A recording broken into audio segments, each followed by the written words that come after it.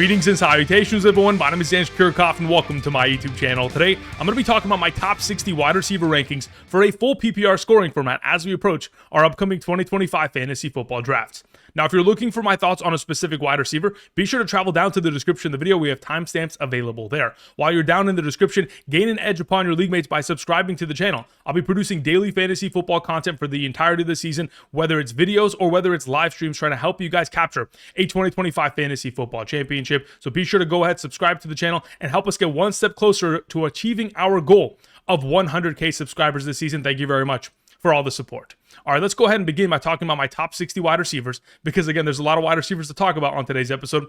With number 1, Ja'Marr Chase of the Cincinnati Bengals, the Triple Crown winner of the 2024 season because of his efforts between weeks 3 through 18, where he was averaging 10.93 targets per game and 25.55 fantasy points per game. If I had an opportunity of leaving Ja'Marr Chase in a tier by himself, I would. That's how much of a separation I think that he has in comparison to CeeDee Lamb and Justin Jefferson going into this upcoming season. I think the Cincinnati Bengals had one of their most successful off seasons, being able to retain the difference makers that they have on this offense by signing new contracts with Ja'Marr Chase, T. Higgins, Mike Gesicki, and of course Trey Hendrickson. Going into this upcoming season, Joe Burrow, Ja'Marr Chase, they're going to continue to excel and ascend this offense to even another level, which we haven't seen yet. Number 2, we have CeeDee Lamb. Look, last season, whether it was with or without Dak Prescott, was averaging over 18.5 fantasy points per game. So whether it was Dak Prescott or Cooper Rush, this offense runs through CeeDee Lamb. And going into this upcoming season, they're going to have to throw the ball a lot. Again, I expect this running game to lack because of the implementation of Javonte Williams to begin the season, the matchups that they have against some of these tougher run-stop defenses. So if, in fact, they're going to be put into positions where they have to throw for majority of second halves, considering also their defense has lost a huge piece just yesterday, I would assume that CeeDee Lamb may be more implicated within the passing category this upcoming season, and very, similar to his 2023 stats, where, again, he finished as the number 1 overall wide receiver with over 400 fantasy points, averaging over 22 fantasy points per game in a full PPR. Very easily could be able to attain that this upcoming season. Another wide receiver who has also claimed the number 1 wide receiver standing in just the last couple seasons is Justin Jefferson. I'm hoping that he's going to see far more opportunities in 2025 despite the quarterback change. All we're asking for is 2 more targets per game on average. And that, considering his effectiveness in terms of fantasy points per target, would increase about 4 fantasy points per game on average over the course of the year. So going from 9.1 targets last season to potentially 11.1 targets this year would jump him from 18.67 to 22.8 fantasy points, which I'm hoping is going to be the case. More opportunity leading to more success because, again, this offense is going to be put into situations where they'll have to throw the ball even more. Yes, they claimed 14 wins last season, and they've brought in talent like Adam Thielen, they have Jordan Addison, they have TJ Hawkinson. Yes, a lot of threats, but I would like to hope this offense becomes a little bit more pass heavy, and in that commitment, looking in the direction of Justin Jefferson far more often than last season. The final player I wanted to mention within this S tier is Puka Nacua. Last year, when he was healthy from weeks 8 through 17, averaging 11 targets per game and 21.81 fantasy points per game. Now, on the 278 routes that he ran last season, he was targeted 106 times, which is a 38% target rate. That is the most amongst all wide receivers in the last 19 years of the NFL. Matthew Stafford has not had a setback since returning to practice. All signs are pointing towards this Los Angeles Rams offense being awesome and, of course, being led by the efforts of one Puka Nacua. Now, before we continue, for those of you guys who want my all-encompassing rankings, not only for your upcoming drafts, but also for the remainder of the season, every single Sunday morning, you want to potentially make plays alongside of me every single week for the remainder of the season, travel down to the description and check out Betr. I'll be partnering with them for the entirety of this upcoming season, of course, providing plays, but also rankings. All you have to do is sign up using code Andrew today, make a first-time deposit minimum of $10, then make a first-time play minimum of $1 within the Betr Picks section using a real cash play. Once you've completed all 3 of those steps, you'll be put onto my email list, and I'll be sending you emails every single week for the remainder of the season. Be sure to check your spam folder just in case it gets lost there. But as of right now, for the new users who sign up today using code Andrew via Betr, you'll get a free $10. And not only that, you'll have a 50% deposit match up to $200. So check out the map to the right side of the screen to determine your eligibility based on your current location. But again, for those of you who are trying to get those rankings from me directly to you, you got to make that first time deposit match, minimum of 10, and you got to make that first time play within the Betr Picks section, picking more or less on a given player's statistic within the real cash entry. So you can't use any of the free $10. You got to make that first time deposit, and then you'll be able to take advantage of that. More information down below for those of you interested. Thank you very much for all the support. All right, let's continue on with the A tier, beginning with Amon-Ra St. Brown, who has been a top 3 overall wide receiver for back-to-back seasons in fantasy football, averaging over 18 fantasy points per game over the course of the last 2 seasons. Now, when you're the number 1 wide receiver of an elite offense like the Detroit Lions have been year over year, of course you're going to find success. But this upcoming season, they may run the ball less because of these scripts that they're going to be involved within. So if that's going to take place, a team that had the 3rd highest rushing rate when we compare quarterback passing attempts to running back rushing attempts last season, there's an opportunity in which more passing attempts could look in the direction of Amon-Ra St. Brown and elevate his fantasy point potential here in 2025. Number 6, we have Malik Nabers, who last season amongst all wide receivers had the most targets per game on average, 11.33 from weeks 1 through 18, averaging 18.24 fantasy points per game, with a plethora of quarterbacks that just could not really deliver enough accurate balls in his direction. But going into this upcoming season, we've got quarterback upgrades across the board. So regardless of who's playing quarterback for the New York Giants, anticipate to see a lot of production out of Malik Nabers. And history suggests going into year 2, we should see a fantasy point per game increase from him, potentially getting into that 20+ range in 2025. Number 7, we have Brian Thomas Jr., the thumbnail of today's episode. From weeks 10 through 18 of last season with Mac Jones, averaging 10 targets per game and 19 fantasy points per game. Now you bring in a new head coach and offensive play caller in the form of Liam Cohen, who elevated the Buccaneers last season to not only being one of the best offenses in the National Football League, but an offense that was able to support 2 wide receivers in the form of Mike Evans and Chris Godwin. So Brian Thomas Jr. being the number 1 of his offense here with the Jacksonville Jaguars, and Liam Cohen this offseason saying that the passing game is going to run through Brian Thomas Jr. The anticipation is that 19+ fantasy point per game average that he was able to sustain late in the season should be able to either sustain, if not increase, going into this coming year. Number 8, we have Nico Collins of the Houston Texans. Last season, when healthy from weeks 1 through 20, averaging 9 targets per game and 18.99 fantasy points per game in a full PPR scoring format. If Nico Collins was to have stayed healthy last season and didn't miss any time, he was on pace to being able to claim a top 3 standing at the wide receiver position. So if he's able to stay healthy, that's the kind of upside he presents. Now they have a new offensive coordinator who is going to be able to put him into positions in which he's going to be able to succeed even beyond what he was able to accomplish last season. Number 9, we have Drake London. From weeks 1 through 15 with Kirk Cousins, was a solid wide receiver.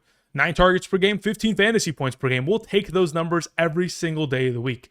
But with Michael Penix, it even developed even beyond that. He was able to claim 2 games of over 100 receiving yards, in which he was only able to do that once with Kirk Cousins, while he was averaging 13 targets per game with Michael Penix, which led to 23 fantasy points per game. We know that Drake London and Penix spending an entire offseason together building a rapport is only going to develop him as a receiver going into year 4 as a top 10 option. Now, before we continue, for those of you who want to get your hands on my 2025 Fantasy Football Draft Guide, be sure to travel down to the description and check out my Patreon. Again, for those of you who aren't going to be able to sign up via Betr based on your current location, you can always check out the Patreon. When you go ahead and subscribe there, not only will you get the draft guide, the subsequent draft rankings, the super flex rankings that I've gone ahead and conducted there, half PPR, full PPR, all-encompassing rankings. You'll also get Discord community server access and, of course, be able to ask me unlimited questions for the entirety of the season. So be sure to go ahead, take advantage of the opportunity, and check out the Patreon today. Thank you very much. All right, let's begin the beats here with number 10, A.J. Brown, who is one of the most effective wide receivers in fantasy football. I mean, in terms of his fantasy point per target average, it's a 2.27 average, which again is ridiculous. So if we take those numbers that he was able to develop last season in terms of his production and increase the opportunity share, because we may see some regression within the running attack for the Eagles this season and Saquon Barkley, if we can get A.J. Brown 9 targets per game, that's all we need. On a 2.27 fantasy point per target average, that's 20+ fantasy points per game. That's the kind of potential that A.J. Brown has. He just requires more opportunities, which again are relatively rare within this offense that commits to the running game so heavily. Number 11, we have Ladd McConkey, who last season from weeks 11 through 19 truly did have his breakout. 9 targets per game, 20.68 fantasy points per game in a full PPR. Now, I understand that this offense has improved weapons in the form of Trey Harris, Keenan Allen. You know, they've brought in a couple of tight ends as well. Obviously, Tyler Conklin being the primary starter to begin the season. Omarion Hampton. I think this is just going to improve the offense and give them more opportunities to continue to score, which elevates Ladd McConkey as the number 1 receiving option of said offense. Quentin Johnston's also still involved, but going into this upcoming season with another year of building a rapport with Herbert, and of course Greg Roman scheming up an offense to get him open, I would assume Ladd McConkey continues his streak of success here in 2025. To close out the top 12 conversation, we have Jaxon Smith-Njigba, who again is going to be a receiving machine in a PPR scoring format. having 100 receptions last season was really the difference maker. And that was while competing with DK Metcalf and Tyler Lockett within the target competition. So as you approach this upcoming season, yes, they brought in Cooper Kupp, but ultimately the target competition is significantly less as there is no more Metcalf, Lockett, the removal of Noah Fant as well. There's going to be a lot of opportunities for Jaxon Smith-Njigba within this Clint Kubiak offense to be moved into positions to succeed, whether he's playing out wide or in the slot. As of right now, within the preseason, playing about 50-50, that's enough to where he's going to be able to play out wide, have those deep shot opportunities, be able to play those crossing routes, which again, within a Kubiak/Shanahan offense, is incredibly valuable for these receivers. Number 13, we have Tyreek Hill to close out this tier. Look, prior to 2024, in this most ugly campaign of Tua Tagovailoa getting injured, Tyreek Hill dealing with that wrist injury last season, again, it was a very unfortunate season for the Dolphins last year, but prior to that, he was a top 6 fantasy wide receiver for 4 consecutive years. So going into this upcoming season with everybody healthy, I'm anticipating a bounce back year. I don't think the speed and the talent that Tyreek Hill possessed is gone. I think he still possesses that, and he's going to show everyone this upcoming season with an incredible discount in terms of his overall draft capital investment this upcoming season. Number 14, one of my favorite wide receivers to draft because of his consistency. We're talking about a wide receiver who has had 11 consecutive 1,000 receiving yard years. Even this most recent season, after missing 4 games on the injured reserve, still was able to claim that achievement. He's been a top 17 fantasy wide receiver in 9 consecutive seasons. And again, number 14 is at a base minimum, considering Chris Godwin is expected to not play until October, Cade Otton is dealing with an injury, and Jalen McMillan is expected to miss half of the season. So the competing targets within this offense is the backfield, which is Bucky Irving, Rachaad White, and Emeka Egbuka, which is a rookie wide receiver. I would anticipate Mike Evans, who was averaging 17.7 fantasy points per game last season when healthy, to continue that level of upside with Baker Mayfield. Number 15, we have T. Higgins, who has missed 15 games over the course of the last couple seasons, 2021 to 2024, within this offense. But if he's able to stay healthy, top 12 upside is at a base minimum considering what he has been able to contribute with a healthy Joe Burrow year over year. I mean, this most recent season, weeks 11 through 18, post-injury in which T. Higgins returned from said injury, he was averaging 20 fantasy points per game on 9 targets per game. That's the level of upside that Cincinnati Bengals offense provides, which is why Jamar Chase continues to stay at the top of the conversation, but also why T. Higgins has so much potential for upside, considering Chase is pulling so much coverage on the opposite side of the field. Our number 16 is Davante Adams. Speaking of pulling coverage, while Puka Nacua is going to be dominating in the slot position, potentially out wide, Davante Adams is going to have his fair share of potential, considering he has still been one of the top wide receivers in fantasy football. In 6 of the last 7 seasons, he has been a top 10 wide receiver in terms of fantasy points per game on average at the wide receiver position. So if we continue with his momentum from last year, weeks 9 through 18 with Aaron Rodgers, averaging 11 targets per game and 20.11 fantasy points per game, this Rams offense is healthy. Matthew Stafford has not had a setback. This should be one of the top offenses in the league. And if Matthew Stafford can come out, have one of the better seasons of his career with potentially 25 to 28 passing touchdowns, we could see very easily Davante Adams also get into the top 12 conversation here. Number 17 is Courtland Sutton, who again is the number 1 wide receiver of his offense. Not only is he the number 1 wide receiver, he's the number 1 red zone threat for this offense, as he had 21 targets within the red zone, which led to the most touchdowns amongst all Broncos in 2024. So why not continue that streak of success from weeks 8 through 19, where he was averaging nearly 18 fantasy points per game on nearly 9 targets per game. Throughout that span of time, number 2 in terms of air yards amongst all receiving options in the National Football League, as he has been a top 10 deep receiving threat, 20 or more yards down the field in 2024 and in seasons prior. As the number 1 threat of this offense, an ascending offense, I expect Courtland Sutton to stay in this top tier conversation. Number 18, we have DK Metcalf, who with Aaron Rodgers is going to be able to excel. I mean, again, this is going to be the best quarterback he has played with in his entire career. And I don't care what people say. Aaron Rodgers at this age is still an elite quarterback with his arm talent. Sure, the teams that surround him are not great, but he's going to be able to get his number 1 receiving option a lot of opportunities, just in which he did last season. With Garrett Wilson, weeks 1 through 6, 11 targets per game, 16 fantasy points per game. Davante Adams from weeks 9 through 18, like I mentioned just moments ago, averaging 20.11 fantasy points per game on a total of 11 targets per game. So if we're going to be in a situation in which we expose DK Metcalf to that level of opportunity, which again is a guarantee, expect for a lot of upside, considering in the last 5 healthy Aaron Rodgers seasons, not counting the 2022 year because Allen Lazard was his number 1 wide receiver, But in the prior seasons, with his number one wide receivers, they have had 154, 169, 148, 169, and 152 targets. Expect for 145 to 150 targets for DK Metcalf this season, and a top 18 standing. Number 19, we have Terry McLaurin, who of course inked a new deal, got himself in a secured bag, and hopefully he's going to secure a lot of touchdowns similar to last season, because that is what really did elevate his value. Because unfortunately, from weeks 3 through 21, he was only averaging 7.11 targets per game, which is incredibly concerning. But he was able to haul in 13 receiving touchdowns, which I do anticipate that number to regress unless the target opportunity continues to stay consistent. Therefore, instead of keeping him in the top 12 conversation, he drops to number 19 with the addition of Deebo Samuel as well within this offense. Number 20, we have Tetairoa McMillan, who joins a very elite class of wide receivers who were selected within the top 10 selections of their NFL draft. Jamar Chase, Jaylen Waddle, Malik Nabers, Drake London, Garrett Wilson, DeVonta Smith, a lot of studs across the board there who were the number one target getters of their offense in year one. They averaged about 8.15 targets per game and 11.6 fantasy points per game. So if we're in line for a potential 200 plus fantasy point season minimum on a base average for someone like Tetairoa McMillan, who now recently had Adam Thielen traded away, anticipate with no target competition for him to be the clear number one and of course catch a bunch of touchdowns this season within this Bryce Young-led offense. Number 21 is Marvin Harrison Jr., who from weeks 13 through 18 of last year was averaging about 8.33 targets per game. On a 17-game pace, that's 142 targets. That's the kind of level of opportunity he requires this season to elevate his game.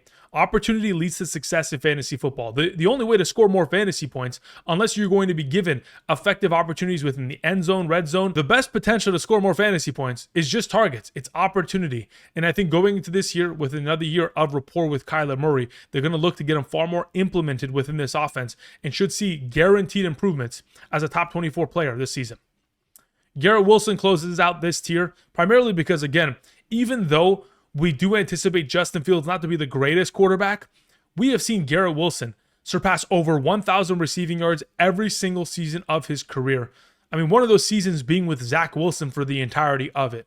So if you can get 1,000 yards with Zach Wilson, you can do it with Justin Fields, a guy that he has played with back in his days at Ohio State from 2019 into 2020. And even when we look back to 2023, Justin Fields was able to elevate someone like DJ Moore within the Chicago Bears offense to averaging 8.25 targets per game and 19.77 fantasy points per game. So why not Garrett Wilson this upcoming season within this Jets offense? Number 23, we have Xavier Worthy, who last season from weeks 11 and beyond had a breakout. 7.6 targets per game, a handful of rushing attempts per game, but 17.5 fantasy points per game in a full PPR.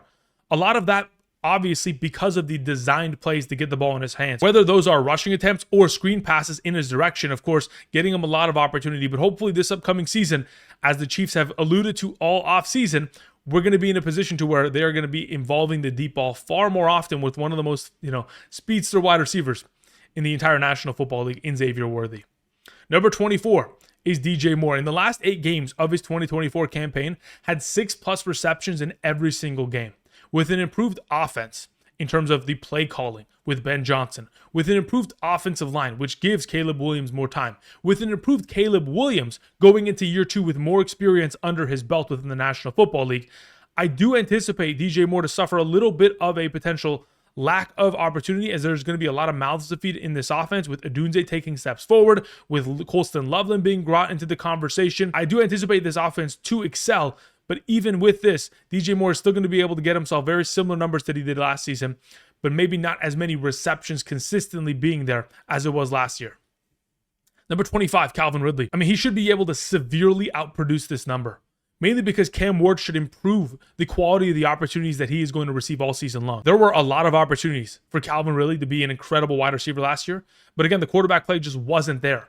And the history of success within quarterbacks that were selected as high as Cam Ward, in the last couple seasons, we're talking about Bryce Young, CJ Stroud, Bo Nix, Jaden Daniels. There's been many of quarterbacks who have come into the league and elevated their number 1 wide receiver immediately. Even Caleb Williams elevating DJ Moore to the number 16 overall wide receiver last year. Calvin Ridley should be able to, in my mind, easily outproduce this spot. Could easily be top 20 when it's all said and done if Cam Ward is able to elevate him there. Number 26, one of my favorite wide receivers to draft this season is Ricky Pearsall, because we know for a fact There is no Deebo Samuel, there is no Brandon Ayuk, and come week 1, a very high likelihood that there isn't any Jawan Jennings within the mix. So this former first-round selected wide receiver in the 2024 NFL Draft is poised for an incredible year 2 breakout, considering this 49ers offense with Kyle Shanahan has been able to support a top 24 ranked wide receiver from 2021 to 2024. So with all the competition for targets now injured or even not on the team, when you're competing with George Kittle, who hasn't had more than 95 targets since 2020, there is a possibility in which Ricky Pearsall should be able to get himself upwards of 130 targets and be a fantastic option for fantasy purposes late within our fantasy drafts. Number 27 is Zay Flowers. In the last 2 seasons in a full PPR has ranked as wide receiver 31 and 25. I think 27 splitting the difference is a solid number. I think if he was to find himself scoring far more touchdowns this upcoming season, he would be an unstoppable force for fantasy purposes, considering not only does he get himself a lot of receptions, but of course, rushing opportunities. But the issue is you have Derrick Henry on your team and you have Mark Andrews. Both of these options, and of course, even Rashad Bateman, all 3 of those guys are magnets to the football when it comes to finding the end zone. Therefore, Zay Flowers, a little bit of a lesser option, but if he is to find touchdowns, could very easily jump into the top 18 conversation. Number 28 is DeVonta Smith. Averaging over 15.3 fantasy points per game last season, was able to get himself 11 plus fantasy points in 10 of his 13 games when healthy last year. He is Mr. Consistency at the wide receiver position. The only problem is there are going to be occasional games in which he completely disappears because A.J. Brown and Saquon Barkley and Dallas Goedert take over. And in those instances, sure, he'll deliver lackluster performances, but the rest of the way he is Mr. Consistency, and he has proven that he can have top 12 upside in the past. Therefore, we should continue to trust him, especially if this offense is going to be looking to throw the ball even more this season.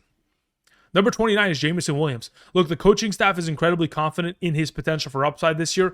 My only expectation is that he's going to see less touchdowns. He scored 9 of them last season, 2 on the ground and 7 through the air. So if he's going to be able to lose a little bit of that overall potential for upside, considering, again, he was only averaging 6 targets per game last season, 14 fantasy points per game, if we are going to see more opportunities go in the direction of an Amon-Ra St. Brown. Now you're going to have a fully healthy Sam Laporta come week 1. Isaac Tesla is going to be in this offense, and obviously he's replacing Tim Patrick. You still have the receiving threat of this backfield. There's a lot of mouths to feed. And unless Jameson Williams is continuing to consistently score those touchdowns, it makes it that much more difficult for him to get into that top 24 conversation. Number 30 is Rome Odunze, who I do anticipate to take huge steps forward here in year 2. Ben Johnson this entire offseason has spoken glowingly about the potential of Rome Odunze, a former top 10 selected wide receiver. And the history of being selected that early within your NFL draft suggests that we should see a lot of opportunity go in his direction this year. No longer having to compete with Keenan Allen for targets, there's a lot of vacated opportunities there for Rome Odunze to go from 101 targets to potentially 130, 140 targets this upcoming season if everything breaks in the right direction. And as Odunze and Caleb Williams chemistry continues to build and this offense continues to ascend, I would anticipate a lot of potential for upside for Rome Odunze in year 2. Number 31 to close out this year is George Pickens. Look, just like I mentioned earlier with CeeDee Lamb, if the run game isn't going to find much success and they're not going to commit to it, and the defense can't stop a soul, especially within the run game, there's going to be opportunities for George Pickens and, of course, CeeDee Lamb to feast within the receiving category because they are trying to throw the ball in the second half for majority of games and overall just try to come back. And in those circumstances, there are going to be a lot of deep shot opportunities down the field, which, of course, Dak Prescott and George Pickens are both elite in within that category. So we should see a lot of production there, just not as many receptions as a lot of the other receivers we have seen, which does lower his base value. Let's talk about the G tier, beginning with Rashee Rice. This is the way that I see it. If Rashee Rice, who last season was averaging 21.53 fantasy points per game from weeks 1 through 3, is to return and play from weeks 7 through 14, which is a total of 7 games, over the course of that span, he would be from weeks 1 through 14, based on 2024 statistics, the wide receiver 28, which again, that requires that he averages over 21 fantasy points per game. But if he reverts back to his 2023 stats about averaging 15.5 fantasy points per game, that would leave him from weeks 1 through 14 as being wide receiver 57 in a full PPR. So unless you are going to make the fantasy playoffs, that is the only thing that guarantees this investment being worthwhile. You have to be able to be at least 500 by the time you get to week 7, or at least like a 4-3 record by the time that Rashee Rice returns, so that at that point, the investment is worth it as you make the fantasy playoffs and you're able to get those 20+ point performances from him throughout that span of time. Number 33 is Jaylen Waddle. All we're asking for is opportunity. In year 1 of his career was a PPR fiend. In year 2 is a PPR fiend because the opportunities in terms of targets were consistent. Tua, please throw the ball in the direction of Jaylen Waddle because we know that he is a great wide receiver. Last season, averaging only 5.67 targets per game with Tua, but 13 fantasy points per game. Imagine if that number jumps to 8 targets per game in the absence of Jonnu Smith and less potential receiving upside from the usage of Devon St. Could lead to a lot of upside for someone like Jaylen Waddle, who's being drafted late because of the disappointing seasons he's had consecutively here in 2023 and 2024. Number 34 is Emeka Egbuka. Again, like I mentioned earlier with Mike Evans, when you have Chris Godwin not returning till October, you have Jalen McMillan probably missing half of the season, and Cade Otton questionable for week 1 considering his injury, Emeka Egbuka immediately joins this offense and finds value because he's going to have to be the number 2 receiving option. And the history of being a first-round selected wide receiver in the NFL draft suggests about a 75% success rate that Egbuka is going to be a top 36 standing wide receiver when it's all said and done. And the injuries to the other receiving options within this offense provides him with a jump start to begin the season and, of course, potentially keep that momentum for the entirety of it. Number 35 is Matthew Golden. Look, Matthew Golden, in my mind, is this year's Brian Thomas Jr. He's a wide receiver who's joining an offense that needs a wide receiver 1. And why not continue to throw the ball in his direction at a consistent pace? All we're asking for is about 7 to 8 targets per game. 130 targets on average is what we have seen from number 1 target getters who have been first-round selected wide receivers over the course of the last 5 seasons. So Matthew Golden, following in the footsteps of many of these incredible wide receivers, hopefully is not only going to be the number 1 receiving option of the Packers in week 1, but be able to continue to consistently keep that opportunity share and score the touchdowns necessary to be in this top 36 conversation. Number 36, another first-round selected wide receiver, is Travis Hunter. But very different than Emeka Egbuka and Matthew Golden, he was selected as the number 2 overall selection. And when we look at the history of wide receivers selected within the top 10 picks of their NFL draft, 7 of those 8 healthy wide receivers in year 1 ranked top 36, an 87.5% success rate. Therefore, we're anticipating Travis Hunter to potentially put up numbers like Marvin Harrison did last year. Sure, not a great target opportunity count, maybe not a lot of receptions, but if he's able to score more touchdowns than we potentially predict, which again, is a very unpredictable metric, he could very easily, rank within the top 30 when it's all said and done. I expect him to be far more utilized within the, receiving category rather than playing defense, as Liam Cohen is the head coach of this team. 37 is Stefon Diggs. When you're the number 1 receiving option of Drake May, who's an ascending quarterback, and you get an improvement at offensive coordinator with Josh McDaniels, and also you get more weapons in general. Travion Henderson, you bring in new offensive line talent, you bring in Matt Collins, you bring in, Kyle Williams. There's more threats within this offense, and it's going to open up even more for the offense to just move the ball down the field and give Stefon Diggs more opportunities rather than punting it on 3 and outs on a consistent basis, which of course this offense did a lot last season. He's got a lot of potential for top 36 upside. Now, so does Chris Olave. Chris Olave could very easily finish as a top 36 wide receiver, as he has proven that year over year when healthy. 2022 and 2023 ranked as the number 25 and 16 overall wide receiver. And the Saints are going to be experiencing a lot of negative game scripts this season. So regardless of the fact that we have Tyler Shuck or Spencer Rattler as his quarterbacks, as long as they're not throwing hospital balls in his direction and putting him in positions to get injured and, of course, sustain a concussion, if he can stay healthy for a full 17-game season here, expect him within the top 24 conversation because that's how good of a wide receiver he has been in his career. Number 39 is Jerry Jeudy. Look, Jerry Jeudy is going to be able to benefit from the fact that he is Joe Flacco for probably the first 6 to 7 weeks minimum. And what kind of benefit is that? I mean, when we look back at weeks 4, 5, 6, 9, 10, 17, 18 of the 2024 Colts season, when Joe Flacco was the starter, Alec Pierce averaged 12.5 fantasy points in a full PPR. Josh Downs averaged 15.5 fantasy points per game. And Michael Pittman Jr. averaged 14.33 fantasy points per game. Joe Flacco elevates wide receivers. Expect the beginning of this season for Jerry Jeudy to be a monster. Then once the backup quarterbacks take over, whether it's Dylan Gabriel, Shedeur Sanders, it may become a little bit of a more rough situation in those circumstances. Number 40 is Deebo Samuel, who again, with Brian Robinson being traded, has maybe potentially opportunities to run the ball into the end zone this upcoming season, which in comparison to last season, especially late last year, that would be an upgrade. I mean, late last season, 7 of his last 10 games consisted of 25 or fewer receiving yards. As long as opportunities are sent in the direction of Deebo Samuel, now the number 2 receiving option of this offense, it just was a couple years ago where Deebo Samuel finished as the number 2 overall wide receiver in fantasy football. In 2023, he was a top 16 wide receiver in fantasy football. So with opportunity comes success. Just got to go ahead and throw him the ball. And of course, you brought him into this offense because Jaden Daniels needs more weapons. Number 41 is Jakobi Meyers. The addition of Amari Cooper and him demanding a trade this late within training camp does scare me. He could very easily follow in the footsteps of a veteran that he learned from last year, Davante Adams, and say, oh, wow, my hamstring hurts. Please trade me.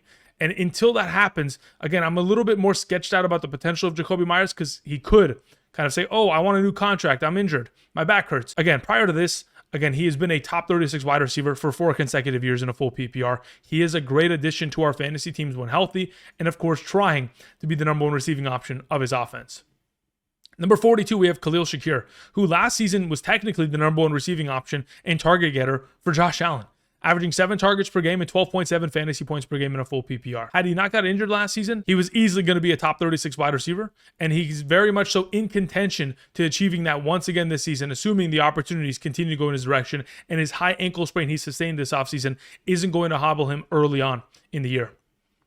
Number 43, we have Jordan Addison, who again is going to be suspended for the first 3 games, and there's a reason why they went in and brought Adam Thielen. So Adam Thielen is added competition. I anticipate Justin Jefferson to get more targets per game this season. And now we have a fully healthy TJ Hawkinson, who back in 2022 and 2023 with this offense, the Vikings were top 3 in tight end targets in those given years when Hawkinson was healthy. This all leads to less potential for upside for Jordan Addison, despite how great of a wide receiver he has been year in and year out of his career. Number 44, we have Josh Downs. Look, Josh Downs last season with a healthy Joe Flacco from weeks 4, 5, 6, 9, 10, 17, and 18, 7 total games, was averaging 15.5 fantasy points per game. So yes, all you need is competent quarterback play, which we haven't found with someone like Anthony Richardson, even though they've put together solid performances. Hopefully Daniel Jones can elevate Josh Downs in the way in which he did with Wan'Dale Robinson last season. From weeks 1 through 10, when healthy, Wan'Dale Robinson was averaging 8.4 targets per game. That's the level of opportunity that would really make Josh Downs immediately relevant for our fantasy leagues. Now, speaking of Wan'Dale Robinson, I probably have him way higher ranked, and I've seen many of you go throughout leagues and not even draft him, especially in a full PPR, which in my mind is a surprise, and I'll tell you exactly why. When I've looked at the years of 2019 to 2024, when a wide receiver has been given 140 or more targets in a given season, and in the following year wasn't injured or suspended and didn't miss 4 or more games, all of the wide receivers had a minimum of 110 targets that following year. Going into this upcoming season, Ja'Marr Chase, Malik Nabers, Drake London, Justin Jefferson, Garrett Wilson, CeeDee Lamb, Jerry Jeudy, Amon-Ra St. Brown, Davante Adams, DJ Moore, and Wan'Dale Robinson are amongst the list of wide receivers who had 140 targets last year. Therefore, I anticipate the potential of 110 targets this upcoming season. Otherwise, this 5-year streak will be broken. Again, odds are he's going to be able to accomplish that.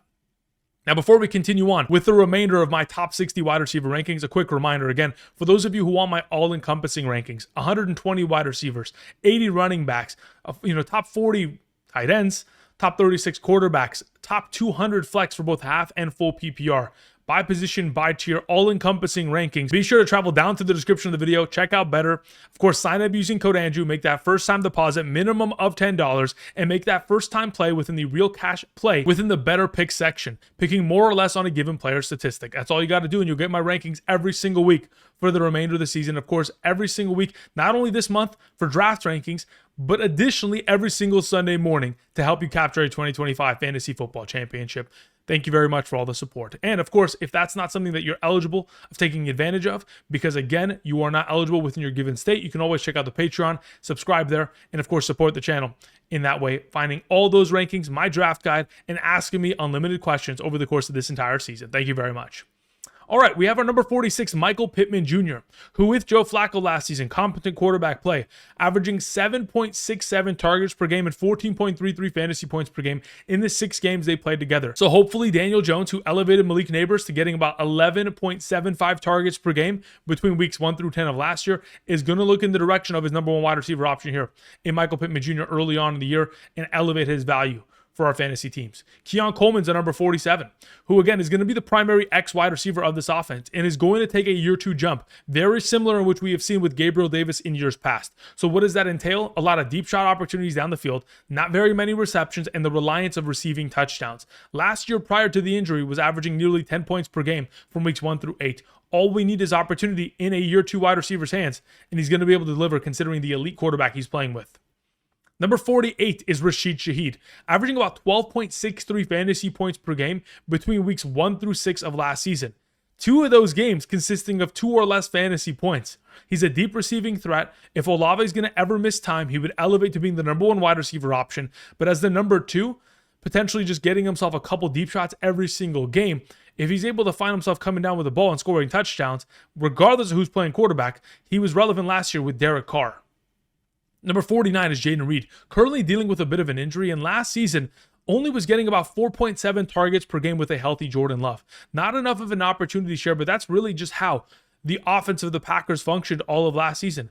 Whether it was Jayden Reed, Christian Watson, or Tucker Kraft, all averaging about 4 to 5 targets per game, which surely is not enough, especially with Matthew Golden now in the conversation. If this offense is going to sustain their touchdown rate, in which, of course, Jordan Love has been able to score himself about 1.88 to 1.92 passing touchdowns per game over the course of the last 2 seasons, we would anticipate that Jayden Reed is going to find himself scoring touchdowns and can still be relevant if those are going to be within his scoreline this upcoming season. Number 50, we have Jaden Higgins, who in my opinion has the best opportunity amongst all second-round selected wide receivers to be in that top 45, potentially top 36 position when it's all said and done by the end of the season. Because over the course of the last couple of years, history suggests that one of the second-round selected wide receivers are going to get themselves into that conversation. So considering we have Jaden Higgins, we have Trey Harris, Jack Beck, and Luther Burden. Luther Burden is buried on that depth chart. Trey Harris is buried on that depth chart. And Jack Beck, I mean, he has been outproduced by a 4th-round selection this season. We're talking about Jaden Higgins, who is a 6'4", 215-pound, 34th overall selected pick in the 2025 NFL Draft. They're going to be playing exclusively 11 personnel sets within a McVay-like scheme. Expect Jaden Higgins, opposite side of the field of Nico Collins, to get a lot of looks. Number 51 is Darnell Mooney, who is working through the shoulder injury. Last season was the number 31 overall wide receiver, over 12 fantasy points per game with Kirk Cousins. Michael Penix and him didn't really click in the late 3 games of the 2024 campaign, but Darnell Mooney still incredibly talented and when given opportunity can deliver for an offense that could be a little bit more pass heavy than they were last season. 52, Juwan Jennings, also working through an injury himself, dealing with a calf injury and of course seeking a new contract. Last season, when healthy, was able to rank as a top 24 wide receiver in fantasy football. And I understand many of you point to the game in which he had over 40 fantasy points, but we're not supposed to use that against him. So imagine if we're saying, oh, Juwan Jennings, he scored the outlier of 40 points. Well, are we supposed to take the outlier that Jamar Chase had last season, scoring 50 points, and use that against his overall potential for upside? I wouldn't. He deserves those points because he earned them on a downly basis. Juwan Jennings, easily the number 2 wide receiver of this offense if he's healthy week 1. Number 53, Marvin Mims, another one of these wide receivers dealing with an injury, sustained a hamstring injury last week. In the final 8 games of his 2024 campaign, was averaging 14.4 fantasy points per game. Not only is he going to get deep receiving threat opportunities, but rushing upside and a lot of looks within the screen game, which of course we all know bubble screen Bo Nix is going to continue to look in his direction consistently. Number 54 with the new haircut, we have Cooper Kupp. No longer a beard, but now has himself Goldilocks. Last season, from weeks 8 through 14 when healthy, was averaging 18 fantasy points per game within the Rams offense, which gives me a lot of hope for the potential of Davante Adams. But in the case of Cooper Kupp, who disappeared from weeks 15 through 17, many of you who had him last season during the fantasy playoffs, he buried your chances as he averaged 3 fantasy points per game in the final 3 games of the Rams season. So if we're going to be in a position in which Cooper Kupp reverts back to the late season antics of what he was able to produce last season for the Rams, obviously, we don't want him on roster. But if he still has a lot left in the tank and that weeks 8 through 14 production can be harnessed by Sam Darnold, why not potentially take a shot at him as our number 54? Number 55, another one of these wide receivers who is going to be primarily playing as a slot receiving option, a former top 12 ranked wide receiver for the Jacksonville Jaguars just a couple years ago. Again, joining an offense in the Houston Texans who needs a slot receiving option. I mean, just last season, Stefon Diggs was averaging over 14 fantasy points per game, primarily playing as a slot receiving option pre-injury. So why not Christian Kirk going into this upcoming season as a flyer option at the end of our bench? Now, I want to go ahead and throw up a bunch of rookies that are going to close out our top 60 with Trey Harris of the Los Angeles Chargers, Deontay Thornton of the Las Vegas Raiders, Luther Burden of the Chicago Bears, Pat Bryant of the Denver Broncos, Kyle Williams of the New England Patriots, and Torrey Horton of the Seattle Seahawks. These are names that are going to be mentioned within the upcoming waiver wire episodes. I know it to be true. As to whether it takes place week 1 or it takes place in week 10, time will tell. If you want to take a flyer on one of these receiving options, which we know eventually one of these are going to break out, you could go ahead and take a shot at one of these lottery picks going into this upcoming season, as they all have themselves kind of not equal opportunity share, but are all going to be fighting for more looks over the course of the year. But one of them surely, hopefully, will find themselves some sort of fantasy upside. All right, that's going to cover it in regards to my top 60/61 wide receivers going into this upcoming season. Hopefully this helps you within your upcoming drafts. Thank you everybody for watching. Subscribe to the channel if you have not yet already. I'll be back with top overall rankings tomorrow, where we talk about running backs, wide receivers, quarterbacks, and tight ends to set you up for success for your upcoming drafts this upcoming weekend. Appreciate all the support, and until next time, I'll see you guys. Peace.